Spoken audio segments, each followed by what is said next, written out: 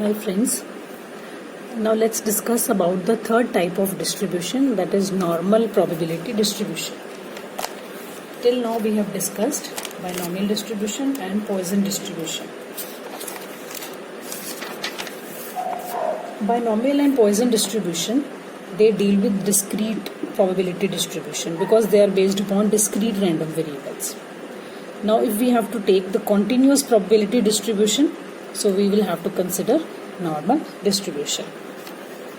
The concept of normal distribution was originated by De Moivre in 1733, while the concept was rediscovered by Gauss and Laplace in the 19th century. According to R.A. Fisher, a variant is said to be normally distributed when it takes all the values from minus infinity to plus infinity with frequencies given by a definite mathematical law. Now, normal distribution, it is a technical term given to a mathematically defined curve or form of distribution. It is a special type of symmetrical frequency curve, and it is related to family of curves, and its peak is related to dispersion. Now, generally how a normal distribution curve is seen, it is in this format.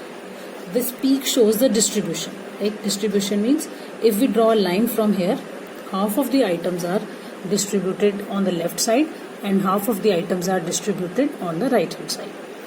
To take an example, like if in a class of 70 students, you try to find out what is the mean age of the class, and it comes out to be like the mean age in the class is 5 feet. So when you analyze the data, it comes that out of 70, 35 students were having the height on this side, that is less than the mean height, and 35 were on this side. So the peak shows that maximum number of the persons who were having the height of 5 feet are lying here, that is mean. It means our height. If in case I take 5 feet, so maximum number of students will be here. Some will be on this side, some will be on this side, but maximum are this, because in real life situation it is never like that all the students will be having the height of 5 feet. Some will be less also, some will be more also. So here in the normal distribution, this peak shows the dispersion, and here at this point we assume that mean is equal to median is equal to mode. All the three values are same. Now talking about the properties of normal distribution. First property is the shape of the curve. As we have seen here, the shape of normal distribution curve is bell-shaped and symmetrical. It means our mean x is equal to mu. The population mean and the sample mean both are same. Maximum concentration of the frequencies at the top with even distribution on both the sides. 50% of the items are here, 50% of the items are here. So two extremes of the curve extend to infinity, but it does not touch the axis. X-axis will not be touched by this curve. Second is measures of central tendency. By the virtue of perfect symmetry of distribution, the principle of central tendency, that is mean, median, mode, they all will coincide. Then it will be a unimodal, because we have seen there is only one peak, so there will be one z in the sense mode, so it is a unimodal series.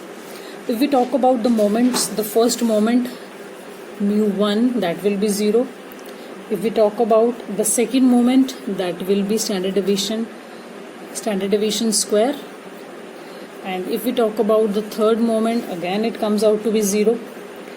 If we talk about the fourth moment, it will be 3 mu2 square. If we talk about 5, it will again be 0. Talking about the measures of dispersion, if you see the quartile deviation in this case, it will be 2/3 of the standard deviation, and it will also be equal to the probable error. So this shows the relationship between the standard deviation and the quartile deviation.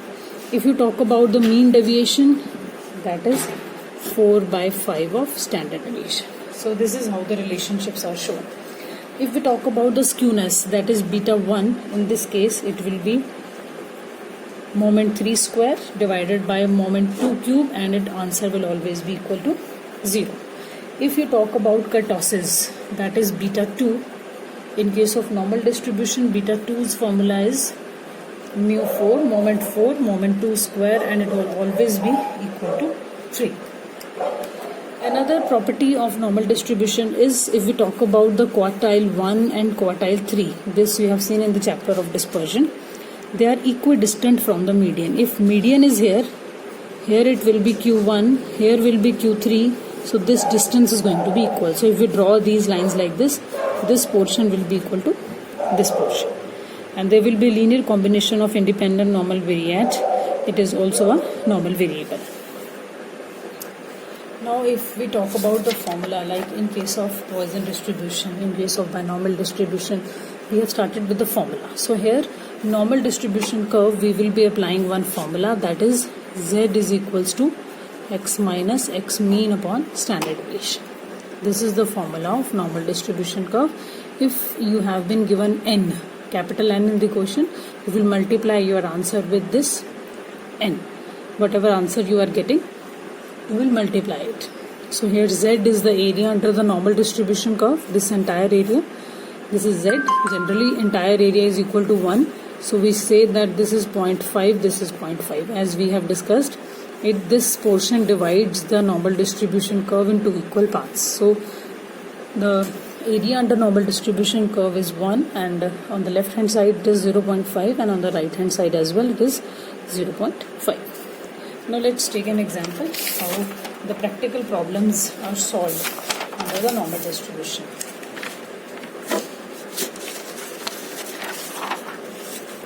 Let's take this example. You have been given the mean in a series is 70. Standard deviation is 8. Assuming the distribution to be normal, you have to find the area between x1 60, x2 80.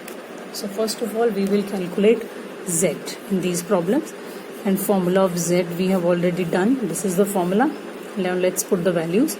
X is this, x1, x2. So we will be calculating Z1, Z2. If only one x is there, so it will be Z is equal to x minus x mean.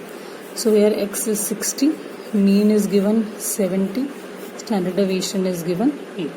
So it will be minus 1.25. Let's calculate Z2 because you have to calculate the area between these two values. So again same formula, only difference is we will be putting x2 over here, rest will be same. It is 80 minus 70 by 8, so it comes out to be 1.5. So now what you have to do is you will have to put these values on the normal distribution curve. So you will be drawing a normal distribution curve, and we will, let's see, minus, this is the negative side you have to assume, this is the positive side. This is the negative side, so minus 1.2 will be somewhere here only, and you will be putting. Now let's see again, if I'll draw this diagram. This is the normal distribution curve. Here mean, median, mode all are going to be same.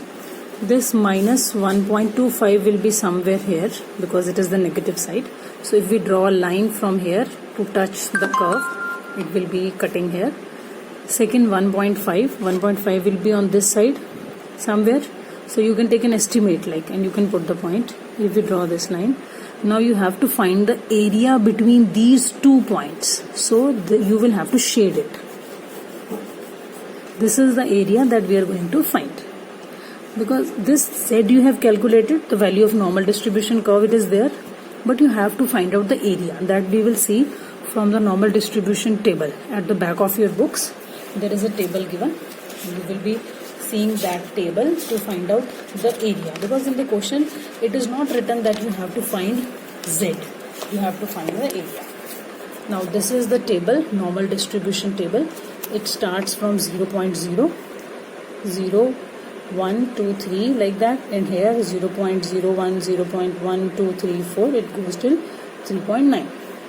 So here we have to see minus 1.25, this value. So in the table there is no plus minus. You will be seeing the value of 1.2 under 5. On the left hand side we will see 1.2, from the above we will see 5. So 1.2 and 5 value comes out to be 0.3944. 0.3944. Here you will write a line value from 0 to Z1. Yeah, you can write area from 0 to Z1. That is this. Then area from 0 to Z2. That is 1.5. You have to see the value. So 1.5 from here. As there is no value after that, so we will be looking under 0. So it is 0.4332.